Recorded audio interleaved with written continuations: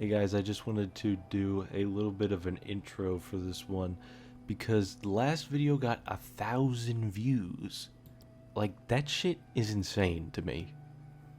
To everyone that watched the last video or liked the video, thank you. Having people actually interested in my content is something I kind of lost faith in back in 2016. So to see that 1,000 people watched my video it's just insane. So thank you to everyone who watched it. Hopefully I can put out some more stuff that you guys like and that will keep you interested. This video is a little bit different. It's kind of a mix of my more recent videos and my more, I guess, serious first few videos. I do have some ideas for new content, so hopefully you guys are interested in that, and thank you for watching. It is hard being a Last of Us fan in 2022. As the brand of The Last of Us continues to expand, the harder it is for me to stay invested in it. With a remake of Part 1 recently released, Factions, Part 3, and a TV show on the way, I should be happy with all the Last of Us content coming down the pipeline, but I ain't. A few years ago, I would have been looking at this list like EDP looking at a cupcake. But now the only thing that's got me interested is Factions. I'm in this place where I'm staunchly disagreeing with pretty much every decision made for the franchise. I don't want to only see doom while looking into the future of The Last of Us, but that's where it looks like it's going. And there's what seems like a huge section of the Last of Us fan base that just blindly enjoys anything with the Last of Us name on it. Part 1 is my favorite game. I am invested in this franchise. I want it to do well. But to be a true fan of something, you have to be able to see past the rose-tinted glasses and talk about the stinky, dirty, grimy side of that thing, while being able to appreciate the good things in it. I think putting this video into 3 sections will help me break down my problems that the franchise has right now. The first of which being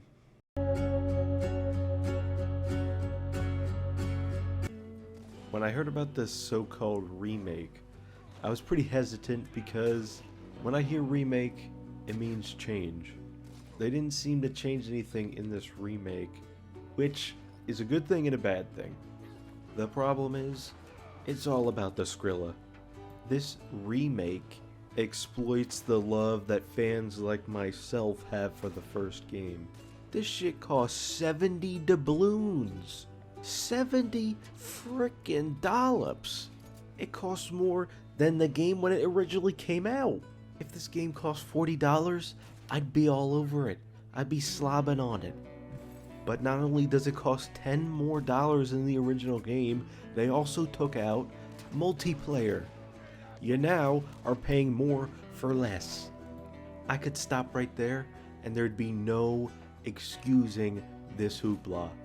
A lot of people seem to have the "but he made Graduation" syndrome with Naughty Dog. It's not even a true remake. Naughty Dog claims that they completely redid the characters and the environments. That seems to be the only thing they did. The stealth, the gunplay, the story, the crafting, all the same from 2013. This game is a glorified remaster that they call a remake. And they really had the chutzpah to charge $10 more than the original game. I can guarantee you, at $40, no one would be complaining because that is a reasonable price. This shows me that they really didn't have an intention to make a tribute to the original game. All they wanted was that fast cash.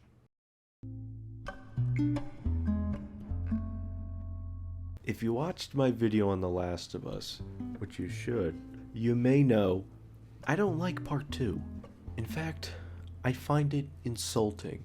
The damage that Part 2 did to the Last of Us franchise is Game of Thrones Season 7 to 8 levels of catastrophic. Not to mention, it completely split the fan base. With Part 1, there was peace on Earth. Everyone loved the game. With Part 2, you either blindly love it, or you think it broke into your house and murdered your firstborn child. There really is no in-between with this game. Naughty Dog would also be among us pros with how well they lied during the marketing. They lost a lot of people with that, myself included. Part 2 killed any excitement I had for Part 3. So in terms of the future of the actual games, there's nothing to look forward to. The only people that are looking forward to something like Part 3 are the people who just stuff their face with Naughty Dog content regardless of the quality. I think Russman said this best. Enough walking for today. We set up camp here. Wait, not that one, this one. The fandom is broken. Very broken. Half the fans are gone from the series due to Part 2. We can't trust Naughty Dog to be honest about their games, and the future of the story looks bleak. To say I'm not excited for this show would be an understatement. This show should not exist. It looks like a $10,000 put together fan production. It looks like the people making it got their family members to be actors in it. Genuinely find this show a gigantic waste of time, money, resources, and talent.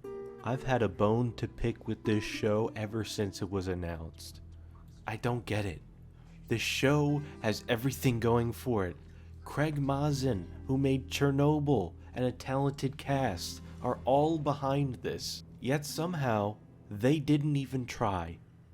The characters are all so miscast, it's laughable. No one looks like their video game counterpart.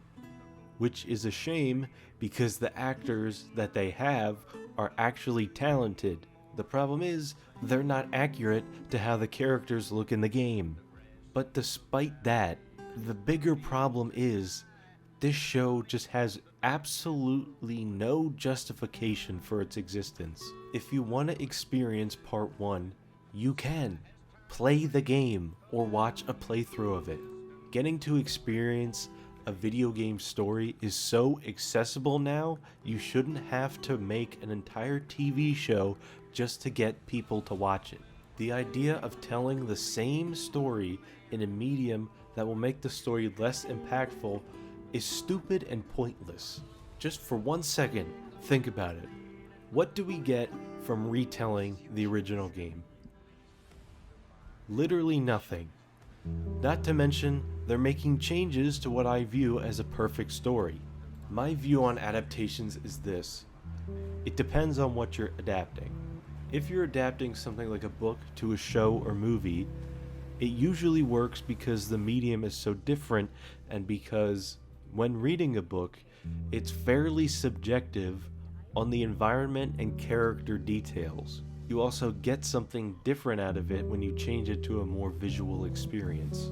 But if you adapt something like a game to a show, it's completely pointless because these mediums are so similar, and you lose one of the key parts of a video game when you turn it into a show, which is that you are the main character in the video game. When you play The Last of Us, you are Joel. You're put into his shoes and you control him. This is why something like Sarah's death scene cannot work on the level that it did in the game. The interactivity and ability to literally be the character in a video game is one of the main reasons that this scene works. You care for Sarah because you were Sarah. You care for Joel because you were Joel. You are not just distantly watching people on a screen. If I wanted anything from a Last of Us show, it would be an original story set in the world of The Last of Us. Then it's an extension of what we have, and it can tell a new story. This is the way you expand the world of The Last of Us and preserve the original. They really are making some goofy, wacky decisions with the Last of Us franchise. And it honestly makes me sad that every new announcement makes me less and less invested in the franchise. I love The Last of Us, and I want it to be good, but they just keep pushing me away.